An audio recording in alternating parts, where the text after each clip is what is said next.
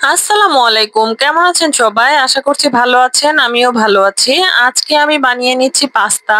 আর তার জন্য এটা হোয়াইট সস পাস্তা, তার জন্য এখানে 2 কাপ পরিমাণ পাস্তা নিয়ে নিয়েছি। আর পাস্তাটাকে সরিয়ে রেখে এবার চিজ নিয়ে নিলাম। এখানে প্রায় 200 গ্রাম পরিমাণ চিজ রয়েছে। এবার এই চিজটাকে একটা গ্রেটার দিয়ে খুব ভালো করে গ্রেট করে নিয়েছি। এবার চুলায় একটা ফ্রাই প্যান বসিয়ে দিলাম, দিয়ে এবার এই ফ্রাই প্যানে তেল দিয়ে দিয়েছি। তেল দিয়ে এবার এর মধ্যে দিয়ে দিচ্ছি সামান্য একটু পেঁয়াজ আর রসুনও কুচি করে নিয়েছি। পেঁয়াজ আর রসুন কুচি দিয়ে একটুখানি ভেজে নিলাম। একটুখানি ভেজে নেওয়া হয়ে গেলে এবার এর মধ্যে দিয়ে দিচ্ছি ক্যাপসিকাম আর গাজর। এখানে প্রায় হাফ কাপ পরিমাণ গাজর রয়েছে আর 1/4 কাপ পরিমাণ ক্যাপসিকাম রয়েছে, এগুলোকে ছোট কিউব করে কেটে নিয়েছি। এবার গাজর ক্যাপসিকাম দিয়ে এর মধ্যে দিয়ে দিচ্ছি 1 কাপ পরিমাণ মুরগির মাংস। আর এটা মুরগির বুকের মাংস, হাড় ছাড়া মাংস।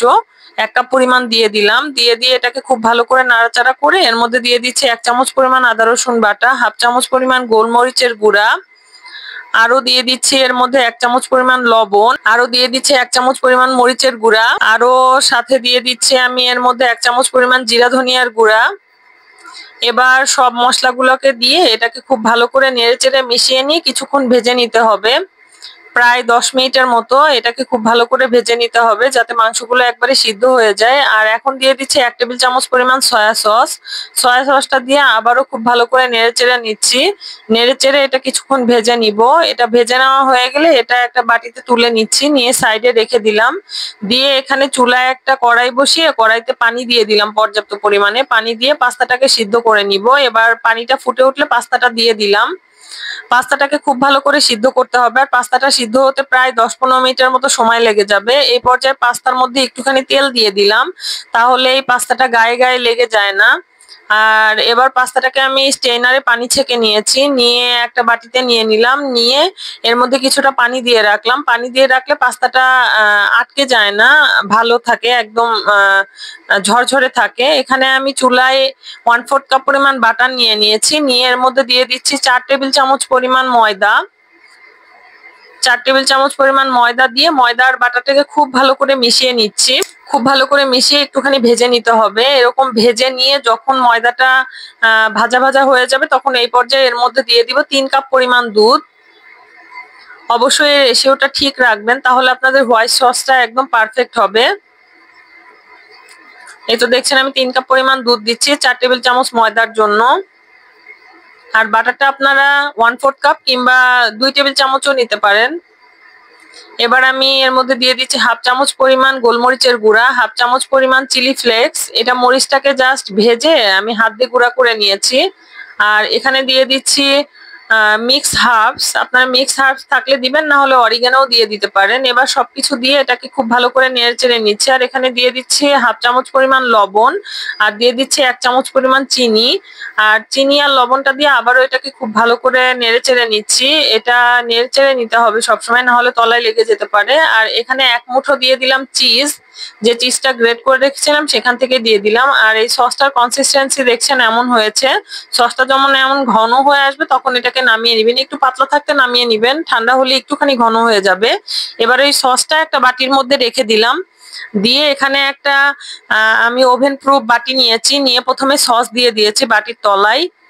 সস দিয়ে উপর দিয়ে দিচ্ছি পাস্তা, যে সিদ্ধ করা পাস্তা রেখেছিলাম সেই পাস্তাটা সুন্দর করে ছড়িয়ে দিলাম। সুন্দর করে ছড়িয়ে দেওয়া হয়ে গেলে এবার উপর দিয়ে দিব যে মুরগির মাংস সবজি দিয়ে রান্না করেছিলাম, সেই মুরগির মাংসটা ছিটিয়ে দিব। এই তো দেখছেন খুব ভালো করে ছড়িয়ে দিচ্ছি। পুরো বাটিটাতে সমান করে ছড়িয়ে দিবেন চারপাশে। এই তো আমার ছড়িয়ে দেওয়া হয়ে গেছে। এবার দিচ্ছি আমি চিলি সস। চিলি সসটা আপনারা বাসায়ও বানাতে পারেন কিংবা দোকান থেকেও কিনে আনতে পারেন। আমার দোকানের কিনে আনাই চিলি সস। চিলি সসটা দিয়ে এবার দিয়ে দিচ্ছি টমেটো সস। টমেটো সসটাও আমি পুরোটাতেই সুন্দর করে ছড়িয়ে দিচ্ছি। টমেটো সসটা ছড়িয়ে দেওয়া হয়ে গেলে এবার আমি উপর দিয়ে দিব সামান্য একটু পরিমাণে চিজ।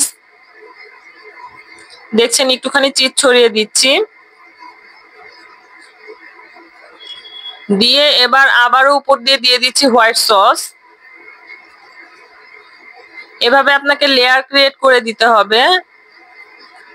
আর এই যে দেখছেন লেয়ার ক্রিয়েট করে এভাবে রেখে দিচ্ছি। এভাবে আপনারা লেয়ার ক্রিয়েট করে রাত্রেবেলা যদি সকালে কিংবা বিকালে গেস্ট আসে, যদি কিংবা বাসায় খেতে চান, যদি বেক করতে চান, তাহলে আপনারা ইচ্ছা করলে আগের দিন রাতেও এভাবে সুন্দর করে অ্যাসেম্বল করে তারপরে পরের দিন আপনারা ইচ্ছা করলে বেক করে নিতে পারেন, কোনো সমস্যা হবে না। এই তো দেখছেন আমি সুন্দর করে আরেকটা লেয়ারও দিয়ে নিলাম। দিয়ে নিয়ে এবার উপর দিয়ে সস দিয়ে নিচ্ছি সেম ওয়েতে। সস দিয়ে নেওয়া হয়ে গেলে তারপরে এটার আমি উপর দিয়ে চিজ দিয়ে দিব একটুখানি। সামান্য একটু চিজ ছড়িয়ে দিয়ে আবারও উপর দিয়ে দিচ্ছি হোয়াইট সস। হোয়াইট সসটা যত বেশি দিবেন খেতে তত ক্রিমি লাগবে, তত মজা লাগবে। সো হোয়াইট সসটা আমি যে পরিমাণ পাস্তা দেখেছি সেই পাস্তার জন্য যে পরিমাণ হোয়াইট সস বানিয়েছি এটাই এনাফ। এই তো দেখছেন সুন্দর করে হোয়াইট সস ছড়িয়ে দিয়ে উপর দিয়ে একটু বেশি করে চিজ দিয়ে দিলাম। উপরের লেয়ারে চিজটা একটু বেশি করে দেওয়ার চেষ্টা করবেন। এই তো দেখছেন পুরোটাতে চিজ ছড়িয়ে দিয়ে এবার একটু টমেটো আর ক্যাপসিকাম দিয়ে গার্নিশিং করে দিলাম যাতে দেখতে সুন্দর লাগে। এবার এটা আমি ওভেনে বেক করব। আমি ওভেনের টেম্পারেচার 180-তে দিয়ে উপর নিচের রড অন করে প্রায় 20 থেকে 25 মিনিটের মতো এটা বেক করে নিব। আপনারা ওভেনের টেম্পারেচার অনুযায়ী সময়টা সেট করবেন। যখন দেখবেন উপরের চিজটা গলে গিয়েছে জাস্ট তখনই নামিয়ে নিতে পারেন। এই তো দেখছেন আমার পাস্তাটা একদম পারফেক্টলি বেক হয়ে গিয়েছে। এবার আমি এটাকে বের করে নিয়েছি। এটা দেখতে খুবই লোভনীয় লাগছে আর এটা খেতেও খুবই মজা লাগে। এই পাস্তাটা জাস্ট একবার বাসায় বানিয়ে খেলে এই পাস্তাটার ফ্যান হয়ে যাবেন। বড় থেকে ছোট সবাই এই পাস্তাটা পছন্দ করে। আর এই তো দেখছেন আমি 1 চামচ পাস্তা নিয়ে নিয়েছি আর এটা কতটা ক্রিমি হয়েছে আর খেতে খুবই মজা হয়। আপনারা বাসায় আমার রেসিপি ফলো করে যদি এই পাস্তা বানান তাহলে অবশ্যই আমাকে জানাবেন যে পাস্তাটা কেমন হলো। আর রেস্টুরেন্টের স্বাদকেও এই পাস্তাটা হার মানায়, এতটাই টেস্টি হয়। সবাই এভাবে বাসায় বানিয়ে খাবেন। আর ভালো থাকবেন, আমার চ্যানেলের পাশে থাকবেন। আল্লাহ হাফেজ।